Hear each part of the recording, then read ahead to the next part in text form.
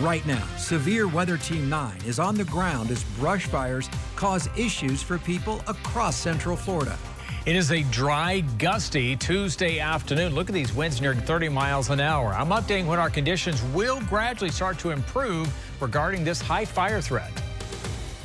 But first, breaking at 4, Palm Bay Fire Rescue is on the scene of a brush fire that sparked up in the last 2 hours near the corner of Palm Bay Road and Babcock Street. We just heard the fire is under control, but Babcock Street northbound is closed. We have a crew that will be arriving shortly. We will take you there live once they arrive and are set up.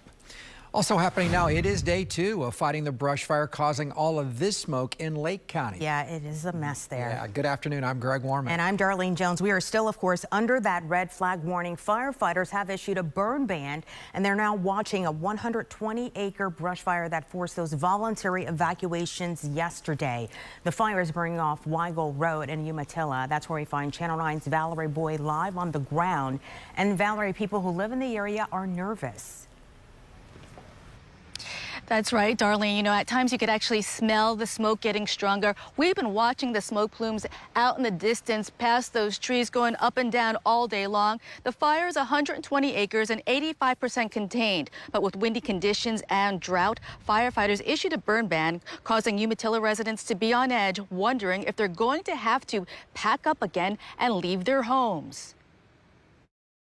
Just anxious, you know, just anxious. Grace Weinzen and her husband Tim ride around, concerned about a brush fire brewing back up near their Umatilla home. It's starting to get black smoke again, so I think it's kicking up again. So you're ready to evacuate?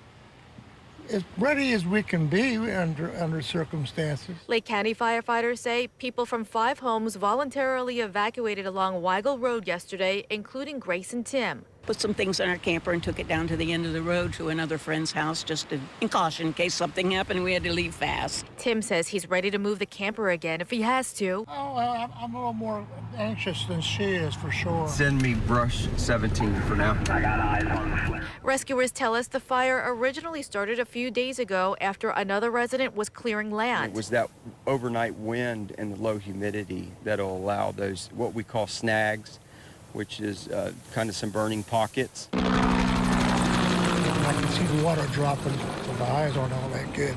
It's kind of scary. For Tim and Grace, it's a helpless feeling. There's not much we can do, just if it gets close, just save ourselves.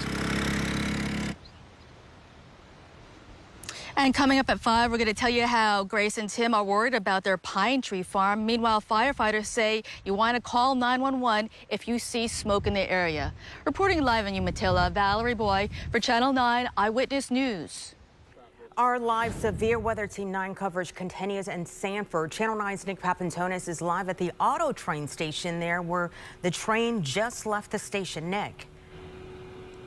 Darlene, about 15 minutes ago, the very long train took off in the northbound direction on the way to Virginia. Some passengers that were supposed to be on the train yesterday very relieved that it finally got rolling as firefighters controlled fires up north.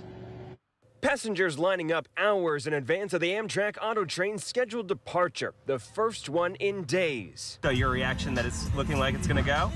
I hope it is. We hope it's working. We just want to go. Sure enough, we saw the engine stacking cars together right on time. Tuesday's train will be the first to make it out of Florida since Saturday, before raging fires burned near the rail line in North Florida. Clay County leaders say they believe sparks caused by a train kicked off the 4,000-acre blaze, which kept frustrated passengers waiting before being turned back. And we were in reverse like forever. It was bad. A CSX spokesman told me the rails weren't damaged in the fire, allowing Amtrak to send all but 2 of its trains Tuesday, both bound for Miami. You've got a wildfire in your area. You make the call, safety-wise, what you need to do with your railroad tracks, your equipment, any trains that are scheduled to come through that area, and then they have to determine what is the safest measures they need to take. And Amtrak determining that it was safe to send the trains today, not just the one from here in Sanford, but the one up in Virginia that is making its way down here. It departed, or should be departing right around now. It will arrive here in Sanford tomorrow morning. Live in Sanford, Nick Papantonis, Channel 9 Eyewitness News. All right, Nick, thank you. Our live Severe Weather Team 9 coverage continues with more details on what led to the train delays. Yeah, a massive 4,000-acre wildfire burning in Clay County. That is just south of Jacksonville, causing the problem. Channel 9 anchor Martha Segalsi joins us live here in the studio. And Martha, this fire isn't under control just yet. It is not, Darlene and Greg. As of this afternoon, it's just 50% contained. The Forest Service says it has 63 people, 36 machines, 10 engines, 2 fixed-wing aircraft, and 10 helicopters responding to this. Here's a look at the rail line affected by the fire. Look at that. This video was shot yesterday, and this is why those trains had to reverse and return to the station in Sanford. Officials reminding everyone that drought conditions are going to last for a bit, and we need to stay alert. This is as dry as we've been in 25 years, and we are experiencing drought conditions statewide that I've not seen in my career. As of right now, no one has been hurt. No homes have been damaged because of the Clay County fires, but we, of course, will keep monitoring the situation for updates and bring you the very latest right here on Channel 9. Darlene? All right, thanks a lot, Martha. We will check back in. We'll see you back here at 5. Let's get on over now to Severe Weather Team 9 certified chief meteorologist Tom Terry.